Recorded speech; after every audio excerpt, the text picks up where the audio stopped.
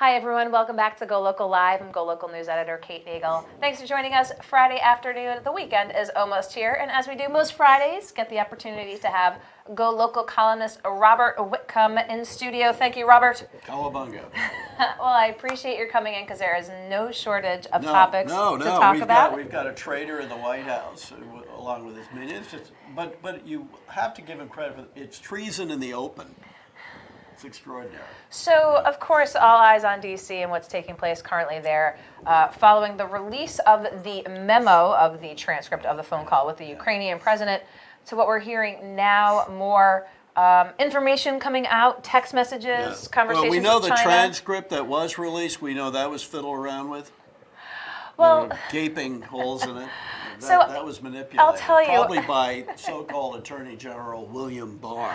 I'll tell you, it was political pollster Vic Perfugi I'd seen on Facebook. Yeah. We shared the post, and he said, listen to Kate read the transcript. He said, but I think people will infer from it what they will. It was almost the political Rorschach test of 2019, because the Republican, the Trump supporters said there's no there, and Democrats said there certainly is there. There's obviously tons there. The question is really the Republicans. The Republican Party has become extremely, I won't call it conservative, because you actually look at the policies, swelling deficits, no free trade, and so on and so forth. The hardness of the Republican right now is such that Republican senators and other Republican elected officials are terrified of offending this base, which expresses itself in these sort of neo-Hitler rallies, mega rallies, or he's wearing the mega hats and all that stuff. So they are terrified of that. The Republican Party is now 88% or something in favor of Trump. So it's very, very rigid. The majority of the population now wants some kind of impeachment thing. The Democrats are slowly gaining. But the Republican senators, many of whom, and I believe, who was the former senator from Arizona, saying if they could vote privately, 35% would vote in an impeachment trial to remove him. But they are terrified of this base. And if you watch on the Bozo box these mega rallies, you can understand why. I mean, they're just terrified. This is now the Republican Party. It used to be a center-right party. Now it's something else. So is impeachment in the best interest of the country? Yeah, I think so, because even if it fails in the Senate, which it may well, depending on what else comes up, I think in the process of the impeachment inquiry in the House, and the House of Representatives, we'll get some more information. That'll be helpful. A lot of the information is now being destroyed as we speak, but having said all that, I think we're going to learn a lot more in the House. The trial, of course, has to be in the Senate. And with Republican senators absolutely terrified of this angry base, which is basically mostly older, somewhat affluent white men. That's the core of it. They're terrified. They hate the Democrats. They keep going back to the Clintons. They hate Obama, and you can never underestimate the unifying power of hatred. So, there is the talk, of course, of impeachment proceedings move forward, and the president is not, in fact, removed from office, that it will, the Republicans say, could serve as an energizing, galvanizing issue in the next election? It could, because, again, they're so fanatical. It's a bunch of Nazis. So, but the stuff will come out in the House. In these investigating committees. There'll be new information coming out.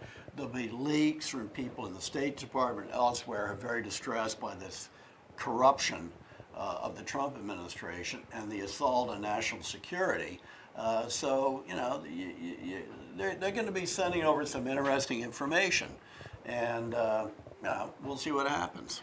So, I don't think they could win in the Senate the way things stand now. But, it'll be interesting to see, of course, the information that comes out, how that would potentially impact the Senate. Yeah. But on the Democratic side of things, obviously I've heard very little from Joe Biden, of course, with him being that focal point of concern from the president.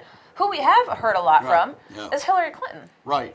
Yeah, interesting, that odd, which is probably not very good for the Democrats. Well, you've got Steve Bannon. I believe it was Steve Bannon who said that she's going to be running again. No, she won't. She will not run again. The Biden's problem is, the Biden's plural, is they, like most, this revolving door, legal corruption, taking advantage of position. I mean, Hunter Biden, who by all accounts is troubled, a disturbed soul, was obviously taking advantage of his connection to the then vice president, Ukraine, China, and so on. It wasn't illegal. This is where the Trump crowd are wrong in that. So far, they did nothing illegal, but it's legal corruption, and they all, Republicans and Democrats, they all find ways of, if they have high-level relatives in the government, of raking it in. Yeah. Well, let's go a little bit from the national politics to what's been happening here, especially in the city. Obviously, last 2 weeks, 2 killings, a 19-year-old girl celebrating her birthday, Terrible. now a stabbing at a popular establishment on Federal Hill, raising the murder total, raising the total to 12 this year. 12, it was at 10 last year.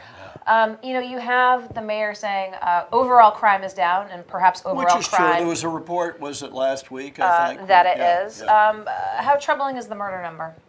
Well, I don't know. I think any murders are troubling. I think we have certain law enforcement issues around here, especially in some of the nightclubs. I don't think that's been properly addressed.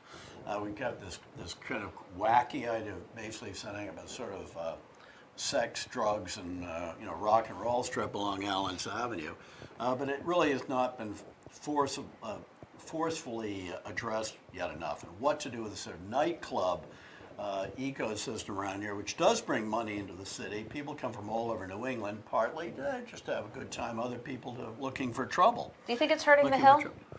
Yeah, I do. I don't know how you get the statistics of this. I have a sense it is. And I think somebody, let's be a business researcher, a demographer, might be able to get at that. I think it's probably scaring some people away. Some perfectly normal civil people want to go have, maybe they have a couple of drinks and have a nice dinner in one of the many fine restaurants. That might be making them think twice. Well, I mean, I think the argument is also made that, most of this violence happens late at night, from that sort of midnight And I think, club closure time I know frame. it'll hurt some. I think the closing's got to be earlier. I'm sorry. It's got to be no later than 1. Well, we'll continue to keep an eye on that issue moving forward. Another one emerging this week, let's go to the other side of the city. A proposal for a 6-story hotel by Brown University. It's going to go ballistic. Yeah, the neighbors are going to go ballistic. On the other hand, they probably need it because the university community over there. And, this is part of a progression of development up there where the Thayer Street area, which is sort of the core of the university shopping area, is beginning to look like a downtown. Well, the new building, that innovation building with the Shake Shack at the bottom, which they're much higher. GoLocal critic, liked it. They tore down some old houses, put some higher, kind of that 6-story sort of kind of limit as it is. But you think this debate will be an interesting one? I think it'll be. I have a hunch the hotel eventually it'll be adjusted. So maybe they'll do what your Will Morgan tells them to do. But I think it probably eventually will be built. There is a need for it, but I think you're going to find a lot of animosity. Which has been building because Thayer Street now looks like a downtown. And this is really the Thayer Street area. Yes, so it's close to Thayer Street. I can remember the first time we lived in Providence with these little old blue-haired lady antique stores and little tea shops and that kind of thing. Now it sometimes looks like Times Square or Harvard Square. For that matter. With, that news, the Harvard News is going away, that hub there in the middle. Yeah, terrible. I love that place. Well, maybe, is that no more print, no more need for... Well, it's a little like up in Thayer Street, sort of the rough equivalent of the old College Hill bookstore, which had an astonishing assortment of periodicals, wonderful books, and then Ken Dolgarian, apparently he was making money on it, but not enough. Well, we'll continue to keep an eye on that battle moving forward. What can we expect from you in your column this weekend? Well, I'm going to talk about RIPTA a little bit more. I wish there were more real express buses, like between Kennedy Plaza, behind that skyscraper over there, which is now crumbling, and downtown Newport. Kind of the 2 Rhode Islands, Greater Providence and Aquidneck Island. I wish they had an express 5 or 6 real express buses. They have a couple of things they call express, but they stop like 4 or 5 times. I mean, non-stop. I think you could fill the thing up. You know, I wish they would do that. And then there's something about the Harvard affirmative action thing. And I think the judge was quite right saying that that this wasn't bias, and that there are many, many factors that go into college admissions. Things could perhaps be queued up a bit, tweaked a bit. One of the interesting things there was, though, I still don't quite get why the admissions people at Harvard, maybe some other elite places, are citing these sort of personality things with the Asians of being less honest or something, or less charming, It whatever. raises, as you said, a number of issues, obviously, Yeah, with the college yeah, admission standpoint. yeah. And of course, we heard from the legal world on it as well. Yeah, So you'll yeah. ruminate on that. I ruminate on that. And then there's an interesting case out in Wellfleet on the Outer Cape, within the boundaries of the Cape Cod National Seashore, with this rich guy. He's got this McMansion on top of a bluff. And the state, for mysterious reasons, authorized him to put this sort of rock revetment, or whatever they call it, to protect it, of course, which will make things worse down the beach, as you know. And so I sort of ruminate on that. It's an example of, we're going to have an increasing number of issues involving this with higher seas and more erosion. And there seemed to be sort of a gift to a rich person, but we'll see. Well, you always seem to find the great combination of Yeah. Environmental news, That's right. rich development, Senseless coastal. violence, sexual innuendo. Usually not, right. not the latter. Recipes. Anything else you want to share? Or do you have to read it on Yeah, Sunday? let me see. What else is going on? There is something. Yeah, I give a kind of a semi-plug to a book by Rick Atkinson about the Revolutionary War. It's a three-part. The first one's about the outbreak of the war, which was mostly in New England, obviously. Lexington conquered. Later on, up and down the coast of Maine, a few other places. Very interesting. It's kind of overwritten, too florid, but I think New Englanders would Think really, it's a good read? really enjoy that. Okay. Yeah, Well, you yeah. get a little snippet of it Yeah. when you read Robert Whitcomb on Sunday. bet. So as always, we appreciate your taking the time to come in Okay. here, Great to ruminate see with you. us in the studio. I want to thank Ray Rickman, of course, former state representative, for giving us Big View, as well as Mark Crisafulli. If you missed it, be sure to check back in with GoLocal. The president of Twin River, Rhode Island, came in to give his side of the lottery debate here in studio. But of course, be sure to check us over the weekend on GoLocalProv.com. Find us on Facebook. And we'll see you back on Monday for Business Monday with GoLocal CEO Josh Fenton. So happy weekend, everyone. I'm GoLocal News Editor Kate Nagel.